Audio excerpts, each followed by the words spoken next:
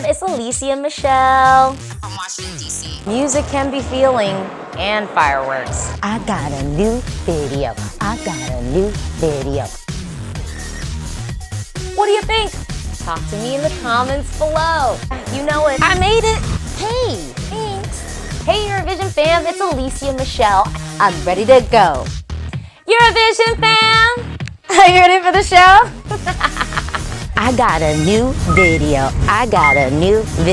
Hey Eurovision fam, it's Alesia Michelle. Today I'm kicking off an all-new series that I'm doing on my channel, and it's called Dear Insert Country. Basically, I'm going to be having one-on-one conversations with a couple of our favorite Eurovision countries and kind of giving them a pep talk because, you know, we didn't really have Eurovision last year. So, you know, I just feel like we need to ease ourselves into this and, you know, really connect with each other. Today's letter is going to be going out to one of my favorite Eurovision countries, which is Iceland. It's interesting because when I put together thinking about this series in my head, I was like, I'm only gonna do 10 videos and I just have to choose 10 Eurovision competing countries. And honestly, I started having a little bit of feels like as I was like writing it out, because I was like, well, wait, which countries do I feel like I want to talk to? Like, which country would I like write a letter and address and want to talk to? And of course, Iceland was one of the first countries that came to mind. And it just happens that Iceland dropped some very big news, which is that Daði is coming back. Gagnamagnið. You know how I am, because like people mispronounce my name all the time, and so I always sometimes hesitate on like saying a name because I'm like, I really don't want to mispronounce this name. Daði and the band Gagnamagnið.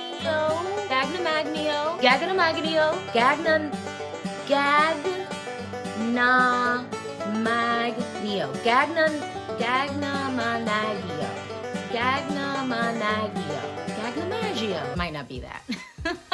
This is huge news because obviously Iceland was one of the favorites last year. Iceland was coming in with heat last year. Iceland was definitely one of the front runners. And you know, I think the first thing that came to mind was, I'm like, now that we have Iceland coming back with a returning artist like Daði, a returning artist that definitely can bring fire and heat, I wonder what that feels like.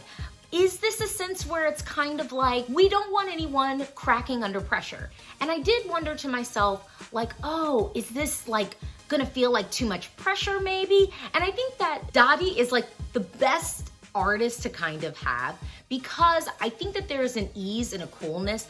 I think even all of the hype last year didn't really get to them. I think that they still were pretty like at ease with stuff. I still think that they were coming into it with just this vibe of like, look, we're gonna go on the stage, we're gonna perform. If we win, great. If we don't, great. Like at the end of the day, we got to have this Eurovision experience. So, you know, I think coming into this year, I'm sort of like on two sides. I think on one hand, I'm kind of like, you know what?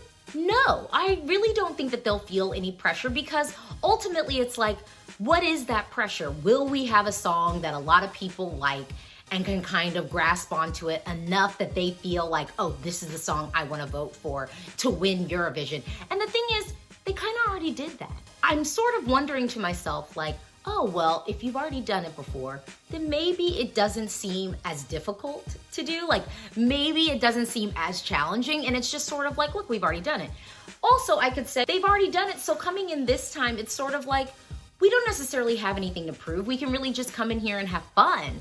So I think that there's definitely this case that they're coming back, they're gonna be able to be chill, and I don't think that there's this feeling amongst them, at least, that they'll be coming back and it's like, oh gosh, like people thought we were gonna win last year, like now this year we have to win. I don't think that that's going on in their minds.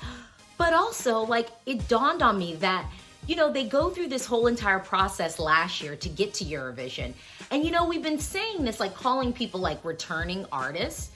And really, they're not returning artists. Eurovision didn't happen. These artists didn't get to have their Eurovision moment, their Eurovision time, like, because it didn't happen. So I think coming in this year, there is still a freshness. You know, yeah, they might have done the whole like putting out the song piece, but the getting on the stage, the performing and the voting and the press conferences and all of that, that didn't really happen yet.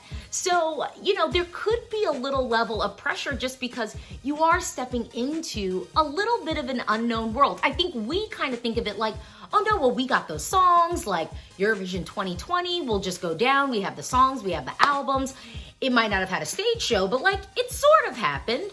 But for a lot of these artists, it's like, actually, no, it didn't really happen. Unfortunately, it didn't really happen. And so I think that this could be a really interesting scenario where there is still a freshness that they're bringing to it.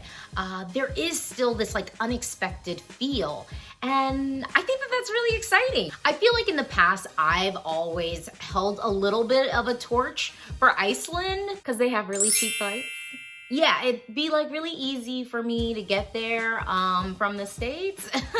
I've always held a little bit of a torch for countries that have never won Eurovision coming to compete. And, I think coming in this year, especially off the hype of last year, it can feel like a little bit of pressure. But then also I think it gives people the opening to sort of be expecting a lot from them. And in a good way. I think that can channel folks in a way of like, hey, I loved your song so much last year. I don't really care what you do this year. I'm still going to be voting for you because you deserve to win last year.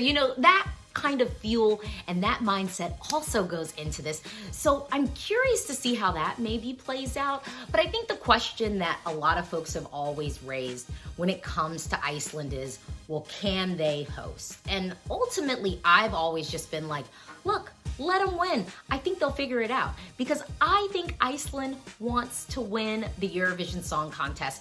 And honestly, if I had any advice for the group, I think I would just say, don't think about anything. Don't listen to anybody else. Just kind of go. And I mean, obviously, with a pandemic, it's pretty easy to like shut out the world and just go into your own little bubble and create. And I think that that's all that they have to do. I think with them, it's just go into your bubble, get comfortable, create whatever you want to create. And I think when they stay true to themselves and not think about like what I'm saying, think about what you're saying, I think we'll get a great product. I don't think that that's the question with Iceland. I think a lot of times what comes in with Iceland is all those technical questions like, do they have the money? Do they have the arena? What about flights? And what about hotels and accommodations? Let's just let them win. I think they'll figure it out. I have hope. I'm an optimist, so I think they will figure it out. So I think we just let them win and like see what happens. Because I have hope that they will pull it together. When it comes to Iceland, I love Iceland as a Eurovision country. And I'll tell you why. I don't think that they've always had like back-to-back hits. So I'm not saying that. But I do think they've given us variety. I mean, just in the past 10 years, they've been kind of all across the genre board, unlike any other country at Eurovision. And for that, I really, really appreciate them. I mean, and really just looking at the microscope of the last 10 years, the variety that Iceland has served is just like you doing it. I appreciate you. We appreciate you. And I almost wonder if like this year, well, Eurovision 2021, I think that Daði might like mix it up a little bit too. I think that we might not get a thing that kind of is that like 80s throwback electro feel. I could see us getting something a little bit out of the box from them. And I mean, I welcome that. That's the stuff that I like about Eurovision. I like the fact that we can get stuff that we wouldn't necessarily just hear in like some radio-friendly bubble. We can actually get some creative, unique pieces that stand out. But going back to Iceland's track record, I mean, Iceland they've come close. They've had some second place finishes. And I will say, like, I think for me last year, I don't know why, but I just somehow, because there was a ton of hype with Iceland, and I definitely think they could have won, but I just had this one like itch in the back of my head that I was like, I think they're gonna come second place. I don't know why. I have no clue why. I was kind of like, no, I think something will happen. I don't know how, like the points will just split in some way where like maybe they come second.